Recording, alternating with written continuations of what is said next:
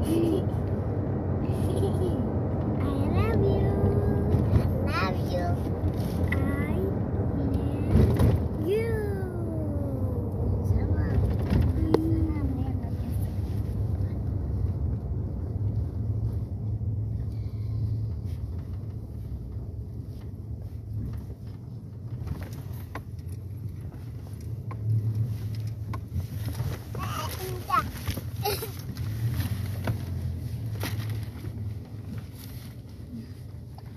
Paano ba naman daanan namin o ganyan o hindi ang ano yung sasakyan namin,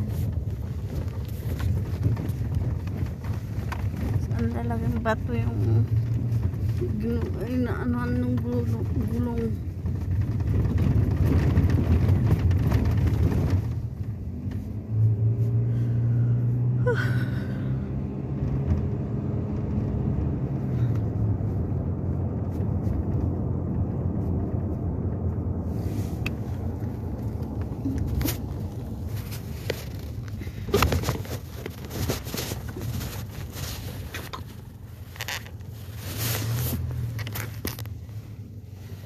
Yung maliit ko andun sa dulo. Ito gusto niya dito lang sa tabi ko. Wawa yung maliit. Sino pa maliit, siya pa yung ano, Papa Baby yung malaki.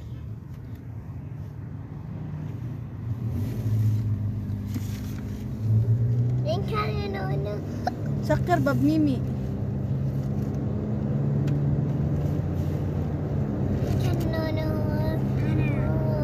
Hada Nono enti Mimi. No. Mami kan Nono enti. Aywa asana. No huray ala tur cry. Hada Nono. Ana sakir baba soy ana kalim kacau.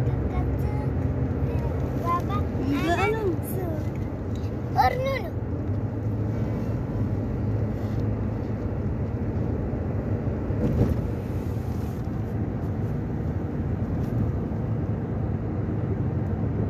Iyon na magbihes, walang imik-imik. Pero dito, sus ko, mag-aaway muna kayo. Grabe. Marami pang dahilan para lang bihisan. Ano, matutulog sila alas 2 na ng umaga. Tapos sabi ng ina, alas 12. Buti sana kung hindi ko sila naririnig. Dahil hindi rin ako nakakatulog hanggat hindi sila natutulog. Dahil para silang nagfe-fiesta sa baba.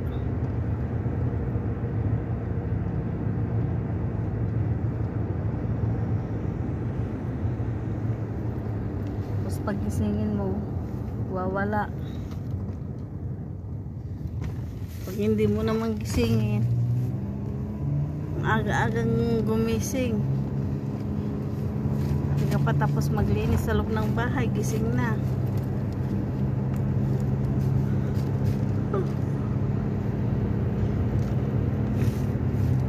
Kaya ito yung problema kung batang to.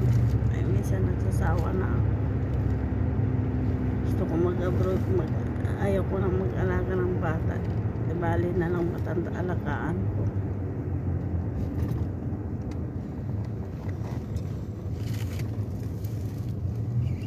Pwede ko nga sabihin, magpalit na lang kami ng nanay doon sa tatay niya dahil kahit ano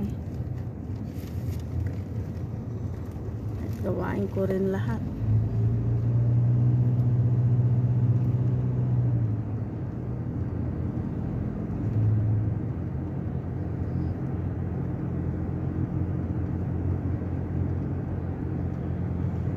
May tatay siya, kaso pag ano naman ang hihingi tutuusin nga kahit dito sa maliit kailangan madagdagan ng sahod ko dahil may sakit na nga yung anak nila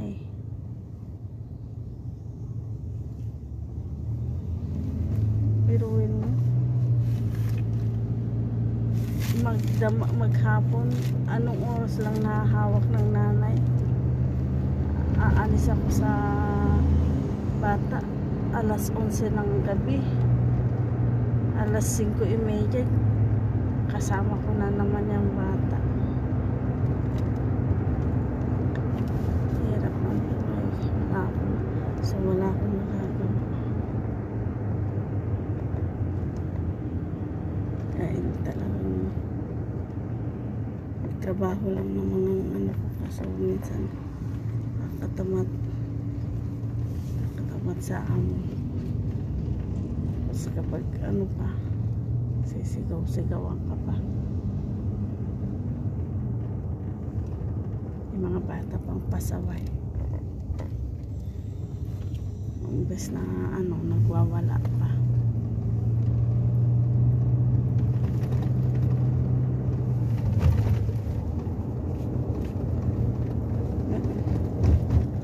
Mimi, batin karban hada sya'ar. Mimi, gumina, garib na.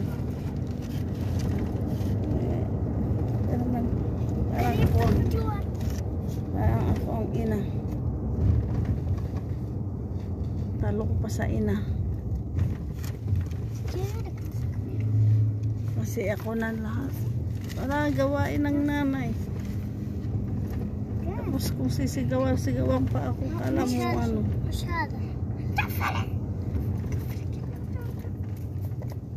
Bye-bye na. Dito na kami.